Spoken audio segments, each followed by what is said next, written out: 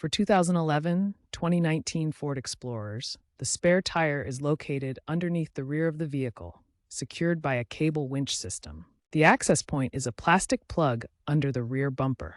Use a key or screwdriver to turn the winch counterclockwise, lowering the tire. The jack, lug wrench, and associated tools are stored inside the rear cargo area, typically under the floor panel or behind a trim cover. Ensure you have these tools before proceeding.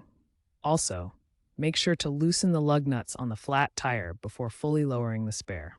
Park on a flat, stable surface, engage the parking brake, and activate your hazard lights. Remove the spare tire and tools. Loosen the lug nuts on the flat tire, but do not fully remove them yet. Position the jack on the vehicle's frame near the flat tire, referring to your owner's manual for the correct jacking points.